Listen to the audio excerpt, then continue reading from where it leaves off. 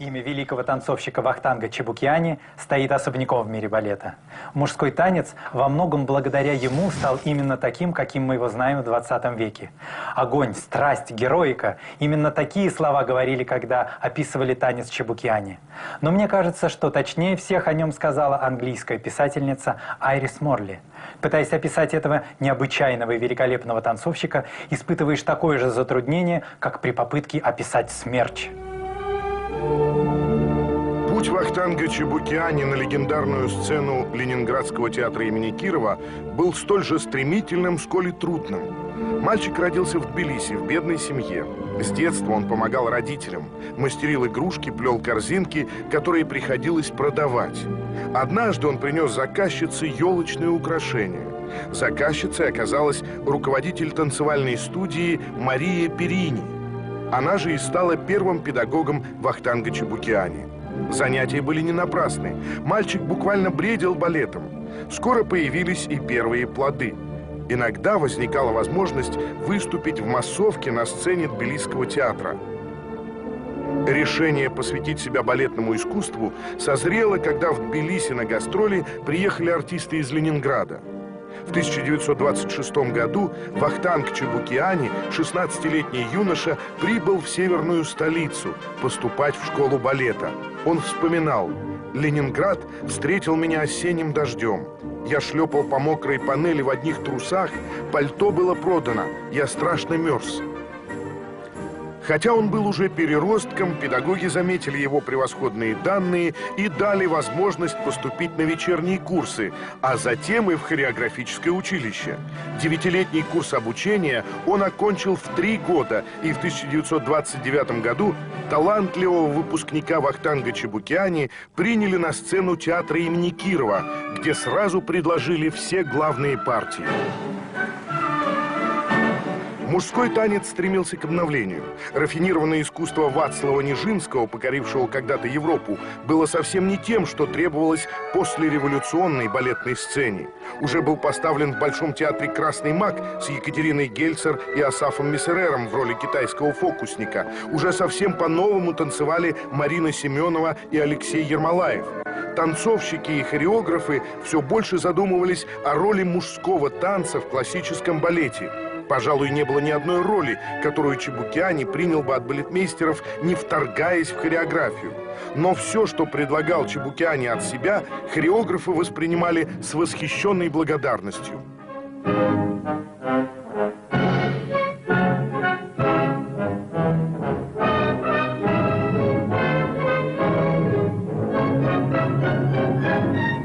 Как вся Москва с нетерпением ждала, когда же приедет этот гений танца, иначе его никто и не называл.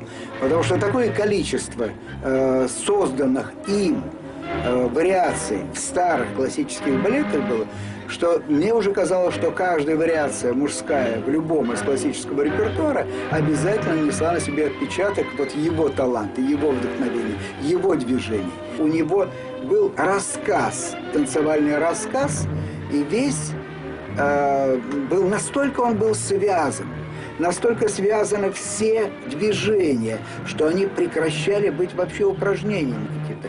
Они были удивительным танцем. Человек, у которого был небольшой прыжок, и который, казалось, парит в воздухе.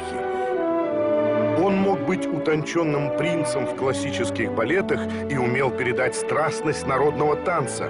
Великие хореографы Вайнонен, Захаров, Лавровский, Ваганов, Лопухов стремились занять его в своих балетах.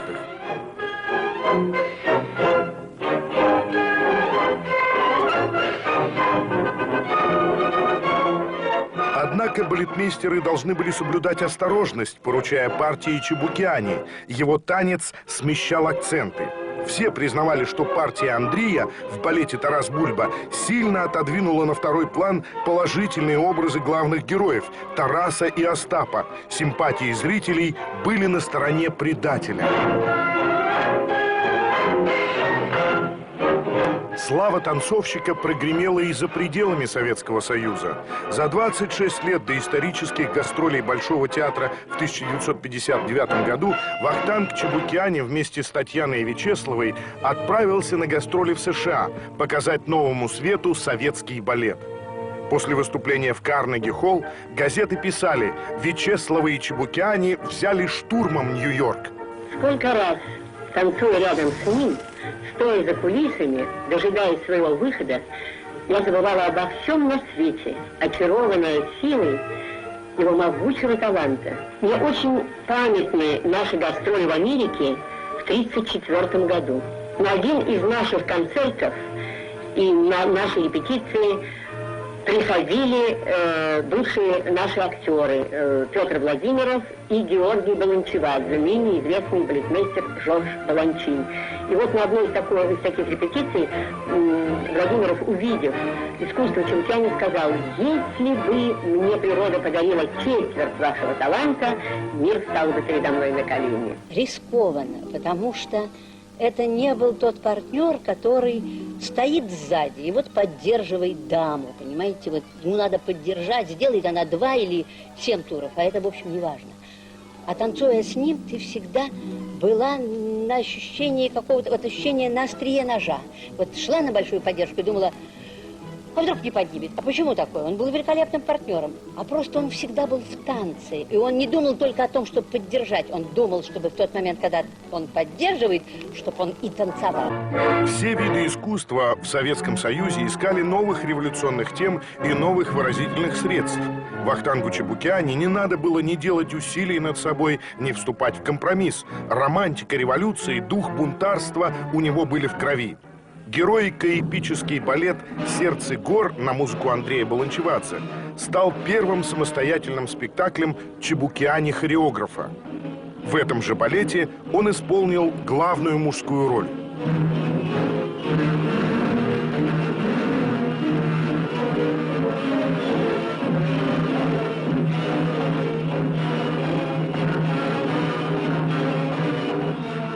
Его второй балет «Лауренсия» на сюжет драмы Лопе де Вега был посвящен теме борьбы испанского народа за независимость и свободу. Этот балет шел потом и в Тбилисском театре, и в Москве на сцене Большого. Чебукиани писал: «Одной из основных ошибок наших балетмейстеров является попытка поставить ряд танцев, искусственно их связать, подгоняя под сюжет. Это в корне неверно. Вовсе не важно, будут ли танцы классические, акробатические или характерные, форма придет от содержания».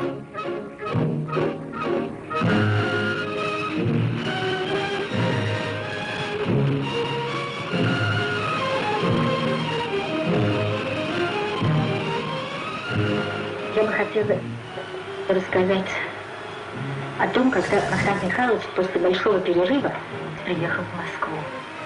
На этот раз и в качестве танцовщика, и в качестве балетмейстера. Он приехал ставить Лауренсию. Должна сказать, что я всегда очень любила танцевать, но не очень любила работать. И Вахтанг Михайлович так интересно мне все показывал, он так сумел заинтересовать меня. Очевидно, поэтому я и впоследствии очень любила этот балет.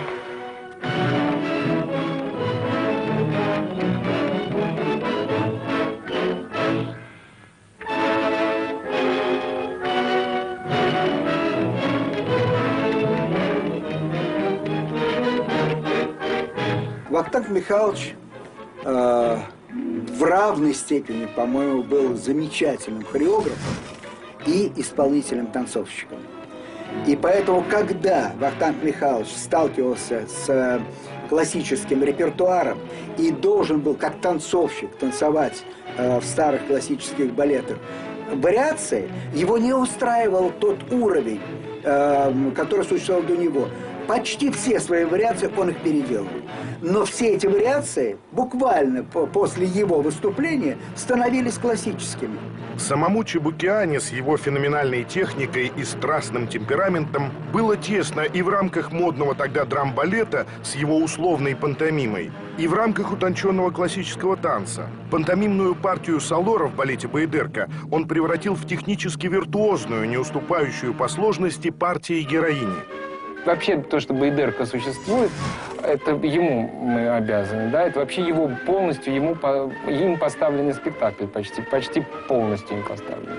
он Салор в героическом амплуа стал звучать, потому что он привнес туда такие движения и так развил вообще всю линию танцовщика, что это стало выглядеть по-другому. Война разделила жизнь Чебукиани надвое. В 1941-м он вернулся в Тбилиси, став главным балетмейстером и ведущим танцовщиком Тбилисского театра. На сцене оперного театра появился вдруг божественный юноша. Этот юноша заполонил все сердца. О нем говорить вообще и легко, и трудно. Легко, потому что существует одно слово – счастье. Счастье. Вот он мне давал счастье. Он полностью изменил репертуар театра. На сцене появились его постановки балетов «Жизель», «Шопениана», «Дон Кихот», «Лебединое озеро», «Лауренсия». По его приглашению на сцене Тбилисского театра выступали Марина Семенова, Наталья Дудинская, Галина Уланова и многие другие. Конечно, оказавшись в родном Тбилиси, Чебукиани не мог не обратиться к национальной культуре. Героизм грузинского фольклора не мог не вдохновить его. В содружестве с грузинскими композиторами он создает балеты «Сказание о Триэле», «Гордо», «Синатле».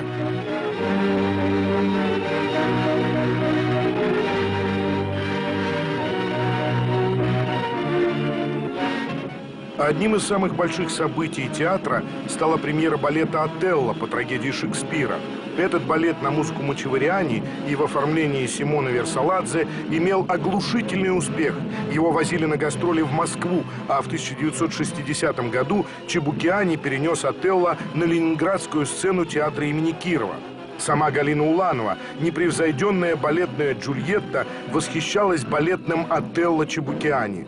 Находились и критики. Чебукиани поставил «Отелло» исключительно на свои возможности, и с другим исполнителем балет жить не сможет. Отчасти они оказались правы. Действительно, никто не обладал такой уникальной техникой и пламенной страстностью.